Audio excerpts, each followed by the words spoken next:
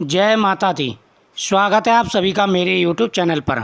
आज मैं आपको गुप्त नवरात्रि के 5वें दिन माता छिन्नमस्ता की पूजा और कथा सुना रहा हूँ। इस कथा के सुनने से माता छिन्नमस्ता हमारी सभी मनोकामनाएं पूरी करती हैं। गुप्त नवरात्रि के 5वें दिन माता छिन्नमस्ता की पूजा की जाती है। मान्यताओं के आधार पर माता छिन्नमस्ता को मुख्य रूप से तंत्र की देवी माना गया है। गुप्त नवरात्रि में माता छिन्नमस्ता की पूजा करने के कुछ खास नियम हैं। साथ ही यह भी माना जाता है कि तंत्र शास्त्र में देवी छिन्नमस्ता की उपासना से समाज में प्रसिद्धि मिलती है। गुप्त नवरात्रों के 5वें दिन माता की पूजा की जाती है। देवी छिन्नमस्ता को माता चिंतापूर्णिका स्वरूप माना जाता है। शिव पुराण और मार्कंडेय पुराण में इस बात का जिक्र मिलता है कि देवी छिन्नमस्ता राक्षसों का संहार कर देवताओं को उनसे मुक्त कराया था। यह भी माना जाता है कि देवी छिन्नमस्ता की पूजा करने से मनुष्य को समाज में सम्मान और प्रतिष्ठा प्राप्त होती है। साथ ही सुख और समृद्धि का वरदान मिलता है।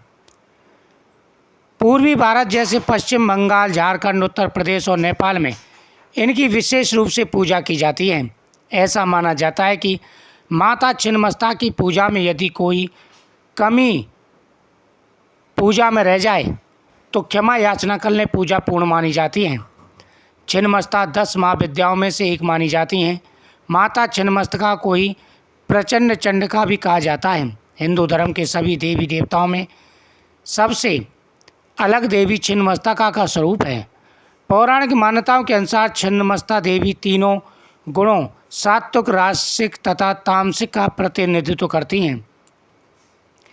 माता छिन्नमस्ता की उत्पत्ति से जुड़ी एक पौराणिक कथा है। कथा के अनुसार एक दिन माता छिन्नमस्ता अपनी 2 सखियों के साथ मंदाकिनी नदी में स्नान कर रही थीं। तभी माता की सखियों ने कहा कि हमें बहुत ज़्यादा भूख लगी है और माता से कुछ खाने को मांगने लगी। तो माता ने उन्हें कुछ देर प्रतिज्ञा करने को कहा, लेकिन भूख से व्याकुल सखियां बार बार माता से कुछ खाने के लिए मांगती रहीं। माता से अपनी सखियों की भूख देखी नहीं गई और माँ भवानी ने अपना सर काट दिया। उनके सिर से खून की 3 धाराएं निकली। इनमें से 2 धाराओं को उनकी दोनों सखियों ने अपनी प्यास बुझाई और तीसरी धारा से स्वयं माता की प्यास बुझी। माना जाता है कि तब से वह माता छिन्नमस्ता के नाम से संसार में जानी जाती हैं। देवी दुष्टों के लिए संहार करने और भक्तों के लिए दया भाव रखती हैं। इसलिए देवी की आराधना हमेशा सच्चे और निर्मल मन से करनी चाहिए। माता छिन्नमस्ता की पूजा करने के नियम कुछ इस प्रकार हैं। स्नान करने के बाद पूजा घर में दक्षिण पश्चिम की दिशा की ओर मुख करके नीले रंग के आसन पर बैठें। लकड़ी की चौकी पर नीले रंग का कपड़ा बिछाकर उस पर छिन्नमस्ता यंत्र रखें और हाथ में जल लेकर संकल्प करने के बाद हाथ जोड़ करके माता छिन्नमस्ता का ध्यान करें। माता छिन्नमस्ता को सरसों के तेल में नील मिलाकर दीपक जलाएं। माता पर नील अथवा सफ़ेद फूल चढ़ाएं और लोबान से धूप दें। उड़द दाल से बनी मिठाई का भोग लगाएं।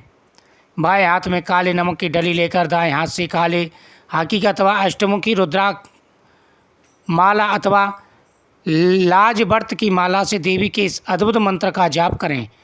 श्री ह्रीं क्लीं ऐं वज्र विरोचने ओम हूम फट स्वाहा। इस प्रकार से माता की पूजा करने से माता अपने भक्तों की सभी मनोकामनाएं पूरी करती हैं।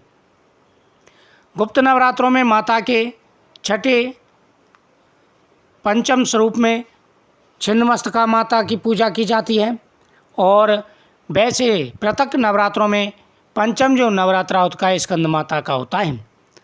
तो 9 देवी के स्वरूप के साथ साथ में आप 10 महाविद्याओं की पूजा भी करें। इससे माता प्रसन्न होकर के सभी मनोकामनाएं पूरी करती हैं। धन बढ़ता है, सुख समृद्धि बढ़ती है, जीवन में आ रहे सारे कष्ट और परेशानियां दूर हो जाते हैं। अगर किसी भी प्रकार की कोई परेशानी है, हर प्रकार के कार्यों में बाधा आ रही है, तो आपको माता की पूजा अवश्य करनी चाहिए।